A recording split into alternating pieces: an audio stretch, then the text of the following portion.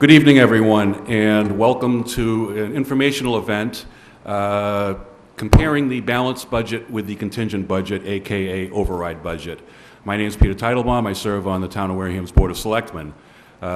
Thank you for coming out to our studio audience here in the lousy weather, braving the elements to get here, and I'd like to thank the TV viewers at home for tuning in. You will see presentations from both the town administrator and school superintendent. These presentations are strictly informational, and since they are taking place in a public building, by law, this cannot be a partisan event where officials try to actively persuade you to vote in any particular way. Accordingly, as this is not a formal public hearing, the presentations will be made without interruption. However, once the town administrator and school superintendent have concluded their presentations, they will be available to answer any questions. Now, for some general introductory comments about the override. The override is part of a 5-year plan. There is a link to the 5-year plan on the town website main page under the heading Fiscal Year 2015 Balanced and Contingent Budgets. You can download and contrast the individual department budgets. The individual department allocations can only be made for the first year, as the spring town meeting has to approve each upcoming fiscal year's budget, and thus the individual departmental allocations for each year. However, the Board of Selectmen, the Finance Committee, the School Committee, the Town Administrator, and the School Superintendent have all publicly agreed to abide by the plan in future years. Just by way of information, 71% of Massachusetts cities and towns have voted in favor of overrides. Among recent approvals is the town of Shrewsbury in central Massachusetts, which just this week decided to approve a $5.5 million override by a nearly 2-to-1 majority. The 5-year plan was prepared jointly by the two professionals who will speak tonight about it, with strong assistance from their staffs, along with members of the Board of Selectmen, School Committee, and Finance Committee. And once again, thank you for coming, thank you for tuning in, and now it is time to hear from our School Superintendent, Kim Shaver-Hood. Thank you, and good evening. Our budget process began in October. Principals, directors, and I met as we outlined a budget which would maintain services which are currently offered in our school district. To do this, the budgeted amount which we would need would be $28,469,721. This number included increase in the cost in the areas of utilities, contract services, and negotiated staff salary increases. Unfortunately, the projected revenue for the FY15 budget would not meet this amount. Therefore, to meet the anticipated revenue, the school committee adopted a budget totaling $26,879,655, which is the same amount as this year. Arriving at the approved amount, we've needed to make a number of reductions. We've made reductions in supplies and materials, reconfigured our elementary schools, reconfigured special education, reduction of staff, for a total of $1,590,066. As we made these reductions, we met our current budget number of $26,879,655. In all, 35 positions have been reduced in our school system from this year until next year. This has been done through retirements, non-renewals, and reduction in force. Supplies, materials have been reduced, and we've also will be closing buildings. As we move forward, we're working very hard to define our district through pillars of success. These pillars will be central to all we do in our district, and they must correlate to the following: literacy, mathematics, technology, and safe and secure schools. As we begin to look at moving ahead, should the override pass, we would be adding specialists in the areas of math and reading in our lower grades. We would improve the technology infrastructure, including hardware, servers, and wireless access. If you've been following what's going on in education, we're looking to bring in the PARCC test instead of MCAS. The PARCC test will be online, therefore we need to have all our buildings wireless, and we need to have the devices for our students to be able to access the testing material. We would also look to convert the multi-service center to accommodate the co-op and the West School Academies. We would restore some of the planned reductions which we made in Phase 3, and we would also look to upgrade our facilities. As Mr. Teitelbaum said, we've agreed to a 5-year plan, and over the time period, what we know we need to invest the money which you have given us very wisely. Therefore, we have a 5-year plan which lays out how we will continue to offer services for our students. One of the big areas that we would look at in increasing would be capital. We have several items in our schools that desperately need to be repaired. The Minot Forest, the lift chair, as you were so gracious to pass the vote for the high school roof, that certainly is being done. But we are also looking at Minot Forest needing some upgrades, and we would be looking at how do we improve the facilities which our students go to school. Our goal is to create a stable and high-achieving school for all children in Wareham. We would be restoring 5 to 6 cuts of the cuts. We would also be adding teachers in reading and math. We would also be looking at restoring late buses and restoring supplies and materials which have been lost. If we do not have the override, all the cuts will be made. There will be a reduction in academic support for the students. Repairs will not occur, and it will be very difficult for us to keep up with expectations for the modern school as we're currently using outdated technology. I thank you for your attention. I'm certainly available to answer any questions. You can either ask them tonight, you can email me, you can call me, but we're more than happy to answer any questions which you may have. Thank you. Thank you for that presentation. Next up, we have Mr. Derek Sullivan, Town Administrator.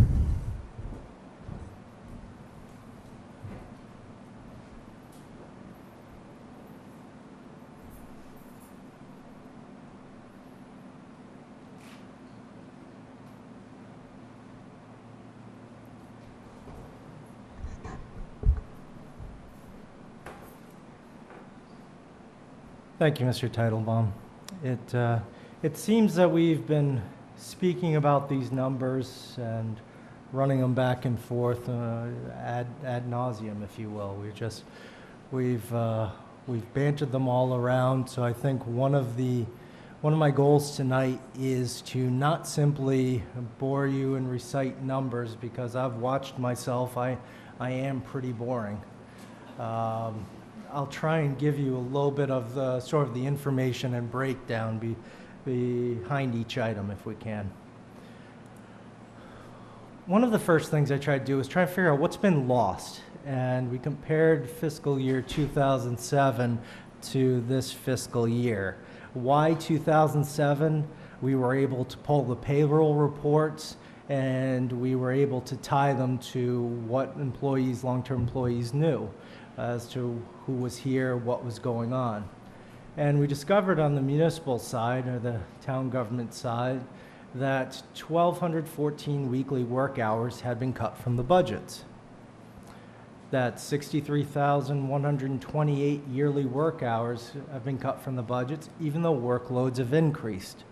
The state mandates have increased.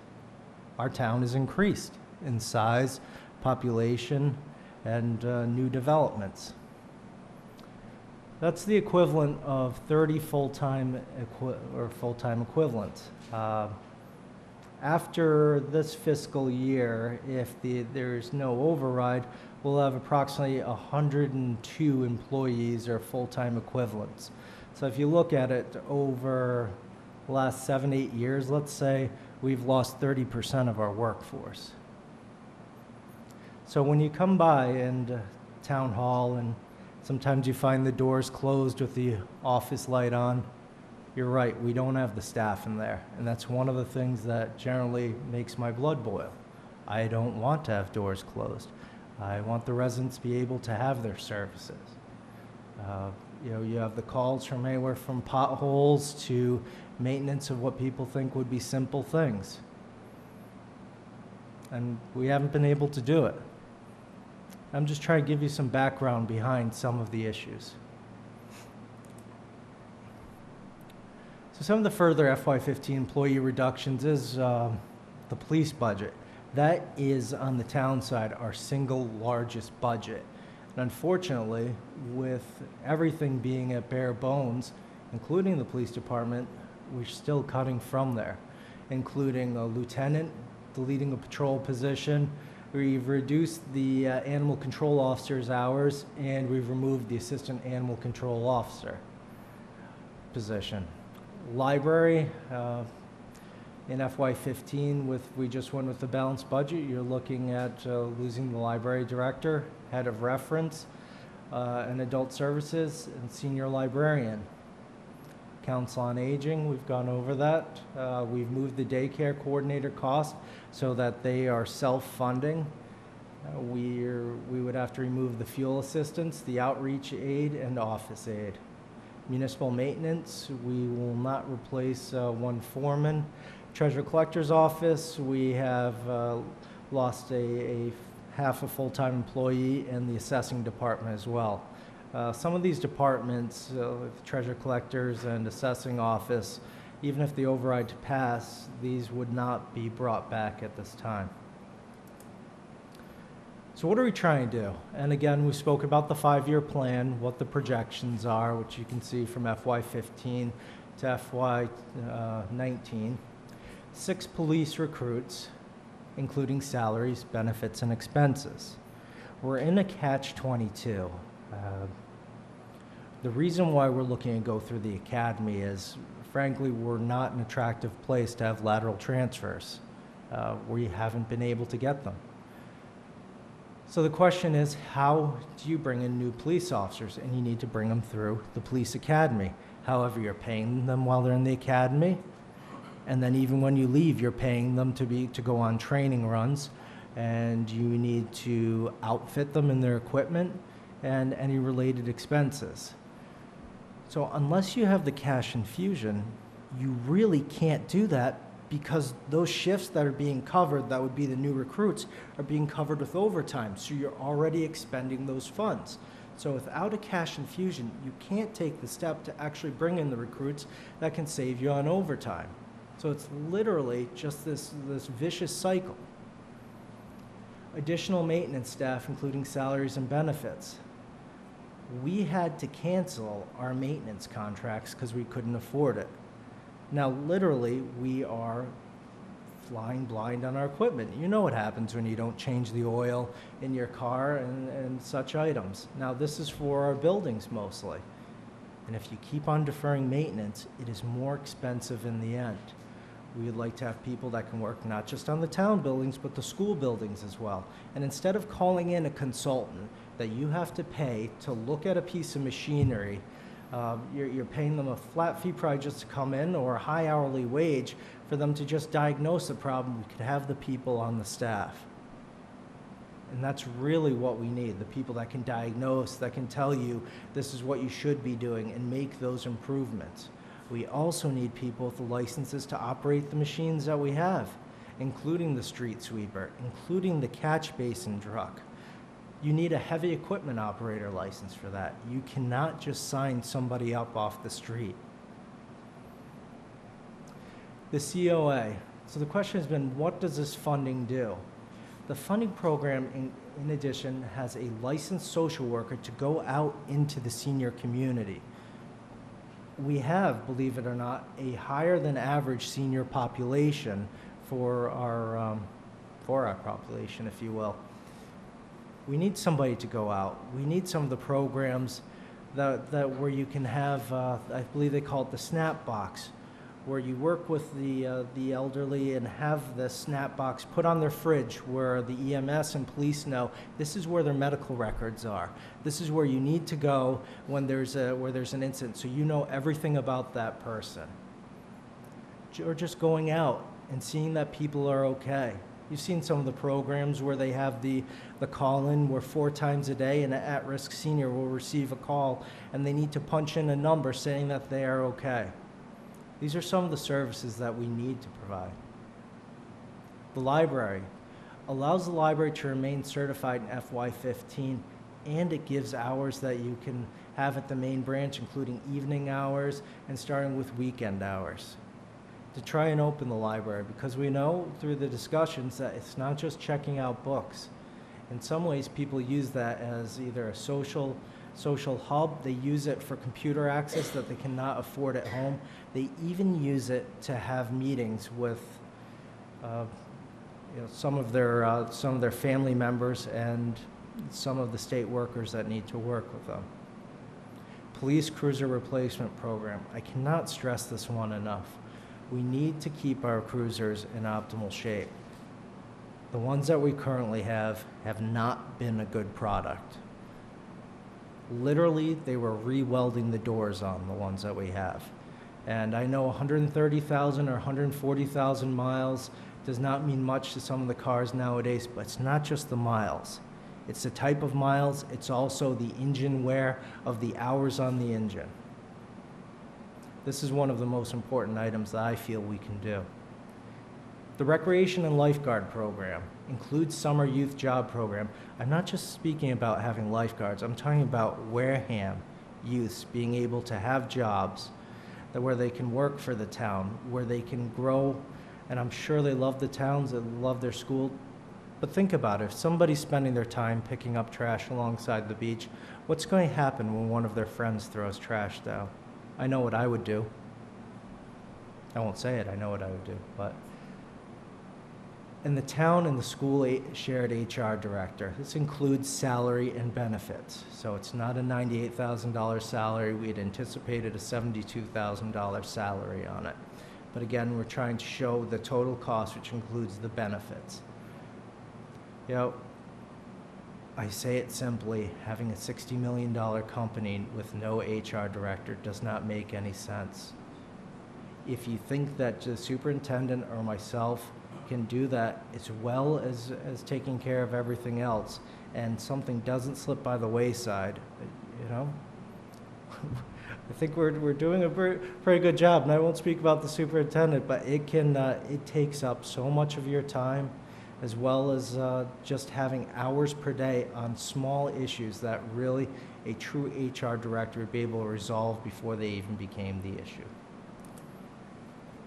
Some of the capital items, when we broke it down, I know superintendent's already gone over them, but we have the high school boiler, the fuel pump system. Again, if we cannot get the fuel pump system going, we're going to have some issues. This is where we not only fund fuel municipal maintenance vehicles, we also do the school vehicles, the water pollution control vehicles, but this is where our trucks during the snow plowing go to get their fuel. And if this goes out in the middle of a blizzard, like it did last time, although this was because a tree hit some of the wires, you're talking about having people go what can take 45 minutes away before they can reach a proper fuel depot that's working. It's inadequate. IT system and accounting software, we need the updates. We need to explore to make sure that what we have available is going to work. You see the steps we've taken with our financial staff. We need the tools to make it even better and to take the next steps. The Minot School chairlift, ADA compliance. That is something that needs to be done. LED light and energy efficiency upgrade. We're trying to save more money. We're trying to make the upgrades, also getting grants for them. This isn't just trying, these are things that we are actually doing as well. School security upgrade, you know, making sure that you have the doors that need the key punches or the key cards. Police generator. During one of the last major storms, the generator went down. They literally were shutting lights off, keeping it at an absolute minimum. Not having our police station functioning in what's essentially a state of emergency is unacceptable. Police portable radios. That is their line of communication when they're outside the vehicle. And the ones we have are not functioning properly, are cutting out, are not proper, and to not give them the tools for them to be safe, the ones that are watching us, is also unacceptable. So the question is, what does a positive override vote do? Besides just shouting the numbers on there, it provides for public safety personnel and equipment. We're trying to make sure that the public safety needs of this community are taken care of. This is not just starting with those police officers. It's redeploying detectives into the division. We saw during the hit and run with the reduced detective staff, they were still able to solve the crime and bring the person in. We need to give them the proper staffing and tools. The funds and keeps the library's FY15 certification. We know what the Mass Board of Library Commissioners are looking for funding. We know the importance of the library, and we're trying to keep that up and running. And a functional council on aging. Not just sitting inside a building somewhere, but going out into the senior community, seeing who has needs, maybe bringing them in, trying to get something better for our seniors and taking care of them, investing in infrastructure. Again, we've seen it simply with just some of our roofs. How much does it cost if you let it go, if you can't maintain some of the items, or you're not putting money aside for when you know the functional obsolescence comes in, that those 20-year roof, thinking it'll last 40 years, is not going to work. It gives the community youth an opportunity to work and invest in their town, be part of a program, be part of making this town better. And it increases the town's financial health. And it's almost just the converse. A negative override vote reduces public safety funding. It effectively eliminates the Council on Aging. The library will not receive certification in FY15, and the hours will be greatly reduced. Averts preventative maintenance and infrastructure investment. No summer youth job programs. Offices closed during business hours. People are wondering, why are we having two 19-hour-a-week clerical positions? 19-hour means we don't have to pay health benefits. It also, what we're looking for is, let me take the inspectional services department for a moment. They have one clerical member. That's all they have in the department. So when that person is either at lunch or takes vacation, our inspectors are either covering the office, or if they have to go out, they're shutting the office down. And that makes no sense to me. The two clerical position could be floaters, and that's what we'd be looking for, to work at different departments. Planning's another one that is short on such staff, to make sure that these departments are open and available for the residents and taxpayers of this community. So I thank you for taking the time. I hope I wasn't too boring again, and I do appreciate everybody that's here and is taking the time to watch this. Thank you. Okay, thank you very much, Mr. Sullivan. Just before we open it up to questions, I just want to explain to people who may not have been following this how we've arrived at the point where we're conducting an election on June 17th. The first step to getting to an override election is the selectmen, who have power over what goes on a town meeting warrant, except for petitioned articles from citizens, have to vote to put a contingent budget, aka override budget, on the town meeting warrant. That was done unanimously by the Board of Selectmen in February. Then town meeting proceeded to vote in favor of Article 6, which was the balanced budget, and Article 7, which was the contingent budget, which contained the allocations for the override. Following that, it came back to the selectmen, who then voted to conduct an election unanimously, which is why we're holding the election on the 17th. I would also like to reference the fact that if you saw the Finance Committee's handout at town meeting, it contains what's called favorable action votes, both by the Finance Committee and also the Board of Selectmen.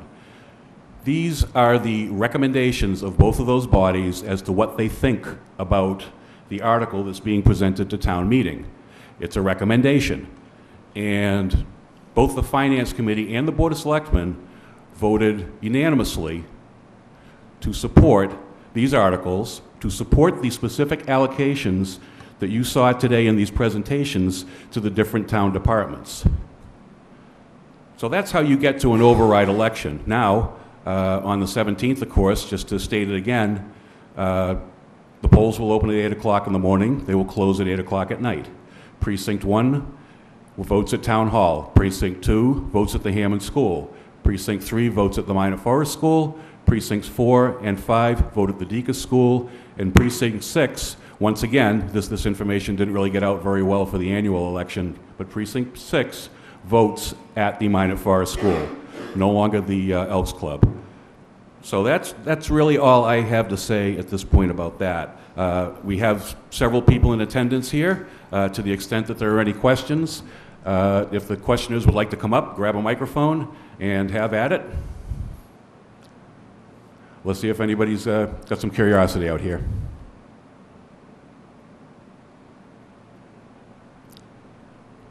Wow. Mr. Sullivan, I guess you really did put them to sleep.